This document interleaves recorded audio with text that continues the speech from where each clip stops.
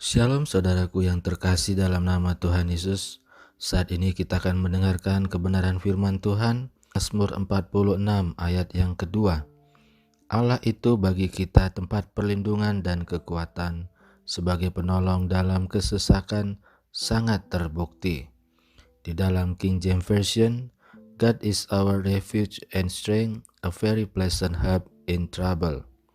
Hal yang pertama dari ayat ini ialah mengenai tempat perlindungan atau refuge, dalam bahasa aslinya masase. Tempat perlindungan adalah bagaikan gunung batu, kubu perlindungan dari serangan orang-orang jahat. Dalam perjanjian lama, musuh umat Israel adalah lawan-lawan Israel yang mau menghancurkan Israel. Musuhnya adalah orang-orang yang kelihatan. Tetapi dalam perjanjian baru pada masa kini, musuh kita ialah roh-roh jahat di udara yang mau menghancurkan orang-orang yang percaya kepada Tuhan Yesus. Hal ini jelas di dalam Yohanes 10 ayat 10a dikatakan, pencuri datang hanya untuk mencuri dan membunuh dan membinasakan. Dan di dalam Efesus 6 ayat 12 dikatakan, karena perjuangan kita bukanlah melawan darah dan daging, tetapi melawan pemerintah-pemerintah, melawan penguasa-penguasa, melawan penghulu-penghulu dunia yang gelap ini, melawan roh-roh jahat di udara. Tempat perlindungan berarti Tuhan adalah satu-satunya pihak yang dapat kita andalkan ketika masalah demi masalah datang dalam kehidupan kita. Tidak ada tempat perlindungan yang lebih baik daripada Tuhan. Mungkin kita memiliki teman, saudara, atau keluarga yang selama ini bisa kita andalkan, namun Tuhan tetap menjadi satu-satunya tempat perlindungan yang sempurna ketika kita mau mencari Tuhan. Hal yang kedua ialah berbicara mengenai kekuatan atau strength. Dalam bahasa aslinya adalah os. Saudaraku yang terkasih, kekuatan manusia berbanding terbalik dengan kekuatan Tuhan. Kekuatan manusia terbatas, sedangkan kekuatan Tuhan tidak terbatas. Kekuatan tubuh manusia dari daging, sedangkan Allah bekerja melalui Roh Kudus. Kekuatan manusia hanya nampak secara fisik. Tuhan kelihatan melalui sifat-sifatnya yang maha kuasa, maha kasih, maha adil, dan sebagainya. Orang Israel sangat mengharapkan kekuatan Tuhan untuk menghadapi musuh-musuh Israel. Orang-orang percaya masa kini sangat mengharapkan kekuatan Tuhan untuk menghadapi tipu daya roh-roh jahat. Tuhan tidak hanya menjadi tempat perlindungan, Tuhan juga memberikan kekuatan kepada kita, sehingga kita tidak hanya mencari perlindungan dan bersifat pasif, namun Tuhan juga akan memampukan kita menjadi kuat. Masalah demi masalah boleh ada, persoalan demi persoalan boleh datang, namun semua itu akan menjadi faktor yang mendorong kita untuk semakin bertumbuh dan menjadi kuat di dalam Tuhan. Hal yang ketiga, ayat ini berbicara mengenai penolong atau helper. Dalam bahasa aslinya Ezra. Ezra berarti rescue and save, yakni menolong dan menyelamatkan. Penolong disebut juga Ezra, Ezer, atau Ebenezer.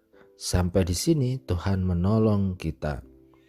Penolong berarti mendukung, membantu.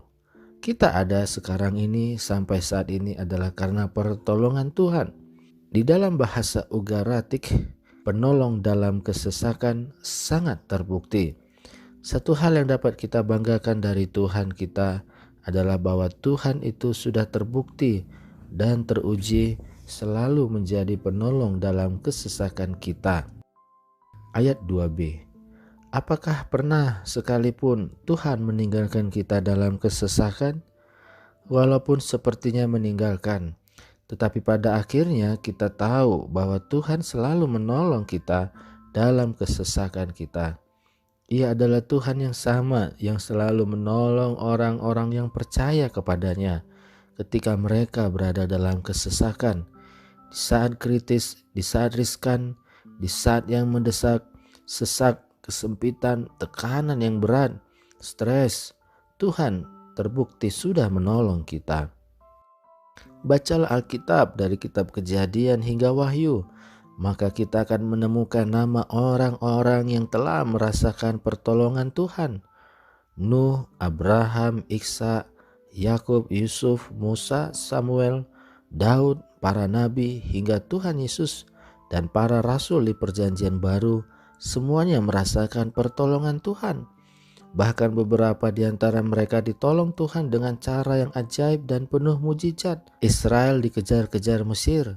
Tuhan menolong secara ajaib dengan membelah Laut Merah. Tuhan kita telah terbukti dan teruji selalu menolong anak-anaknya dari dahulu hingga sekarang. Saudaraku yang terkasih, pernahkah kita mengingat-ingat kapan terakhir kali Tuhan menolong kita ketika kita menghadapi permasalahan yang pelik dalam kehidupan kita?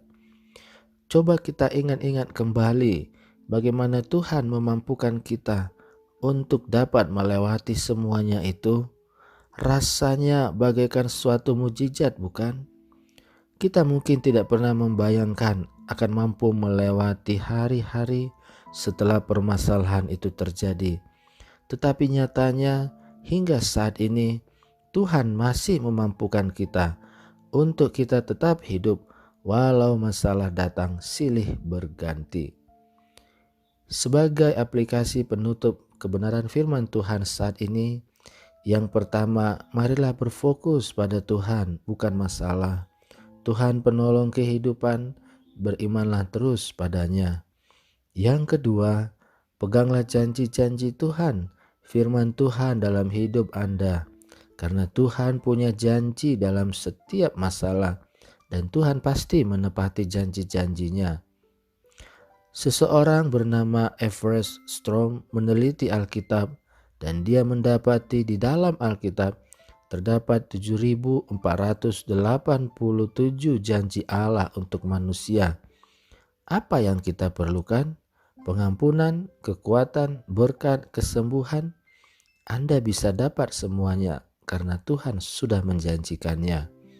Hal yang ketiga ialah Anda akan tetap nyaman, aman, damai sejahtera, sukacita dalam menjalani kehidupan ini kalau Anda benar-benar menikmati Tuhan sebagai penolong dalam hidup Anda.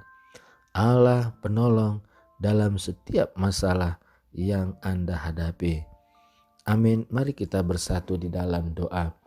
Bapa di dalam surga, kami mengucap syukur karena Allah Bapa adalah penolong di dalam kehidupan, sebagai penolong, perlindung, dan tempat perlindungan, kekuatan, penolong dalam kesesakan sangat terbukti. Terima kasih Tuhan, sampai saat ini Engkau menolong dan melindungi kami. Kami mau tetap yakin dan percaya masalah-masalah yang kami hadapi, Tuhan pasti tolong, karena janji Tuhan pasti digenapi. Terima kasih Tuhan, berkati kami dalam menghadapi situasi-situasi sulit pada masa kini. Engkaulah Allah yang menjadi tempat perlindungan, juga sebagai penolong, memberi kekuatan bagi kami dalam menjalani aktivitas kami sehari-hari. Terima kasih Bapa di dalam surga, kami serahkan kehidupan kami ke dalam tangan-Mu. Di dalam nama Tuhan Yesus kami mengucap syukur dan berdoa. Amin.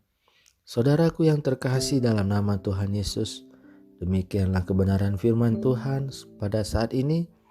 Tuhan Yesus memberkati kita semua. Shalom.